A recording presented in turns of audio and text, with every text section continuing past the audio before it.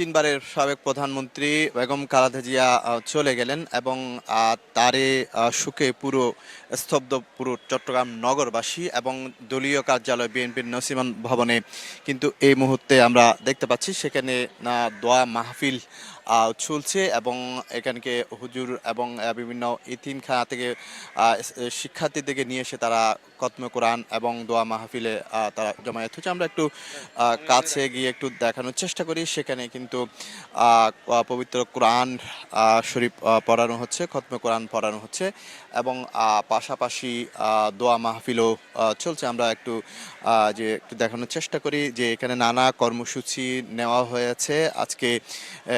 এখানে সকাল থেকে কিন্তু সকাল 6টায় যখন সাবেক প্রধানমন্ত্রীর যে মৃত্যুর খবর ছড়িয়ে পড়ে তখন থেকেই কিন্তু নেতাকর্মীরা বিভিন্ন জায়গা থেকে দলে দলে এই দলীয় কার্যালয় নাসিমন ভবনে আসতে থাকে। এরপর থেকে কিন্তু নানা কর্মসূচি চলছে এবং প্রাথমিকভাবে কিন্তু কালো পতাকা উত্তোলন করা হয়েছিল এই দলীয় কার্যালয়ের সামনে। পরবর্তী নেতাকর্মীরা আসেন। এরপর থেকে কিন্তু খতমে কোরআন শুরু হয় দলীয় কার্যালয়ের মাঠে।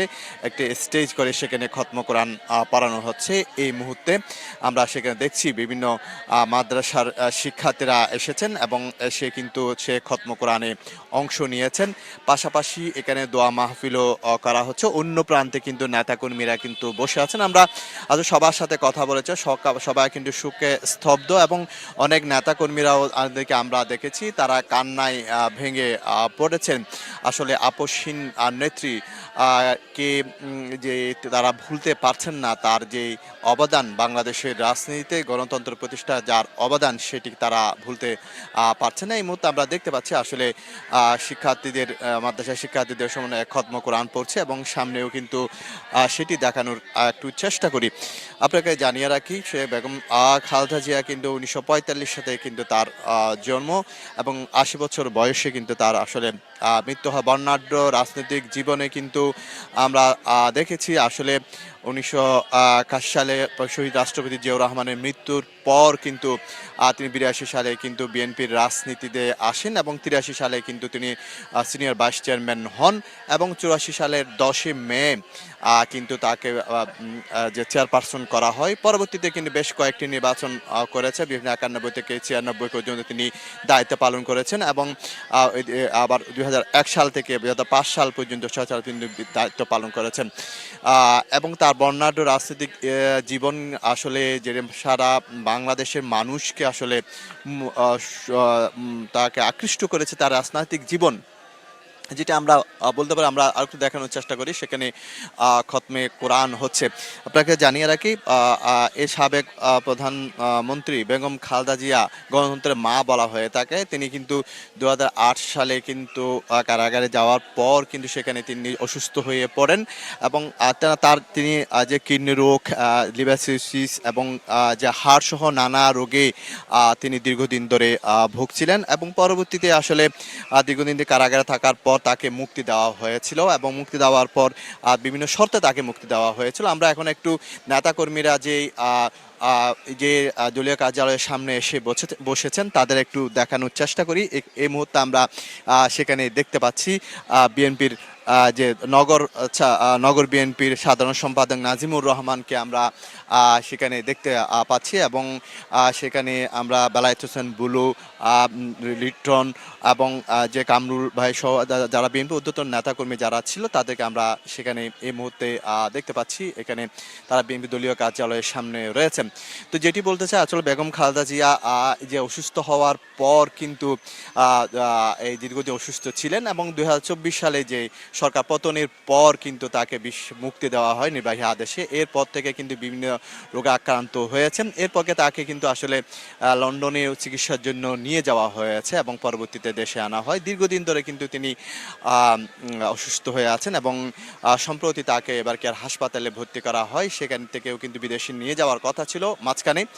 এই মুহূর্তে তিনি আজকে সকালে তিনি চিকিৎসাধীন অবস্থায় তার আবার কেয়ার হাসপাতালে চিকিৎসাধীন অবস্থায় সকাল 6টা 30 মিনিটে তার মৃত্যু হয় এবং তার খবর শোনার পর আমরা একটু সামনের দিকে যাওয়ার একটু চেষ্টা করি, যে নেতাকর্মীরা সেখানে রয়েছেন এবং তাদের সাথে একটু কথা বলি। আসলে শোকে স্তব্ধ পুরো নগরবাসী। এই মুহূর্তে সেখানে নেতাকর্মীদেরকে আমরা দেখতে পাচ্ছি যারা এসেছেন এবং দূর দূরান্ত থেকে যারা এসেছেন তারা কিন্তু আসলে বেগম খালেদা জিয়া যে চলে গেছেন সেই বিষয়টি আসলে তারা এই মুহূর্তে আমরা একটু কথা বলার চেষ্টা করব নগর বিএনপির সাধারণ সম্পাদক নাজিমুর রহমানের সাথে।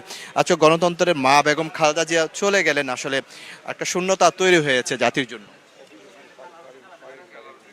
আমরা পুরো জাতি শোকাহত, 18 কোটি মানুষ আজকে দেশের এই মহান অভিভাবককে হারিয়ে আজকে তারা সকলে শোকাহত।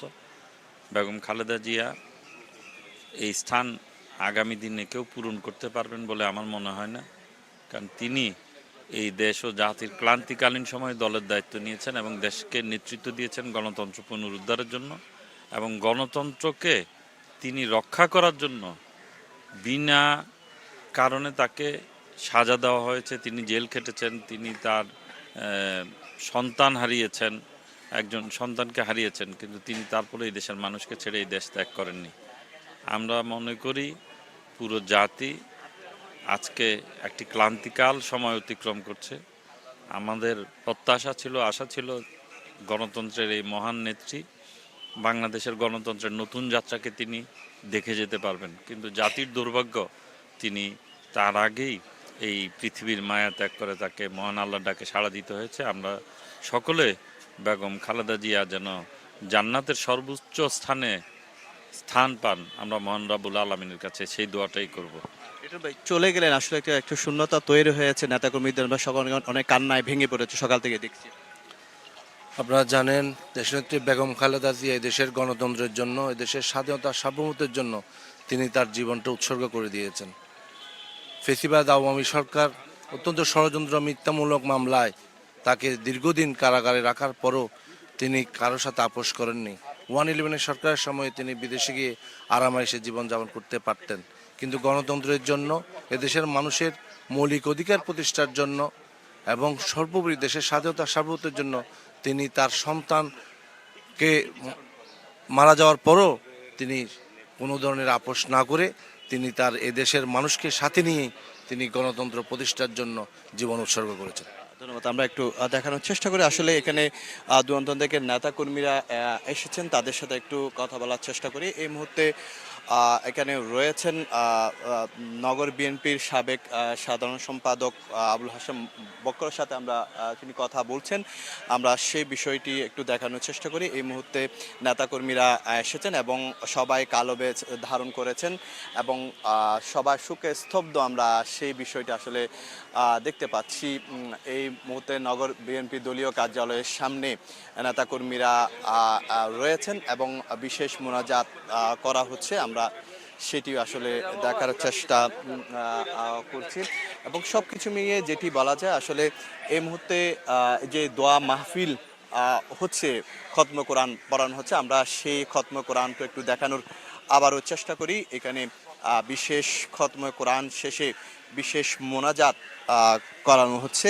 এই মুহূর্তে যে নগরীর দলীয় কার্যালয় নাসিমন ভবনের সামনে, সেখানে খতম কোরআন শেষে এখন এই মুহূর্তে কিন্তু মোনাজাত অংশ নিয়েছেন নানা মাদ্রাসা থেকে আসা শিক্ষক এবং শিক্ষার্থীদের সমন্বয়ে। কিন্তু এই মুহূর্তে আমরা যেটি দেখতে পাচ্ছি যে খতম কোরআন পর মোনাজাত হয়েছে, আবারও খতম কোরআন শুরু করেছে। আমরা সেই শিক্ষার্থীরা যে বিভিন্ন মাদ্রাসা থেকে শিক্ষার্থীরা এসেছেন এবং তারা আবারও খতম কোরআনে যোগ দিয়েছেন এবং বিভিন্ন মাদ্রাসা থেকে শিক্ষকরাও কিন্তু আমরা তাদেরকে দেখতে পাচ্ছি এবং সবাই সম্মিলিতভাবে কিন্তু খতম কোরআন পড়ানো হচ্ছে জাতীয় চট্টগ্রামের দলীয় কার্যালয় নাসিমন ভবনের সামনে।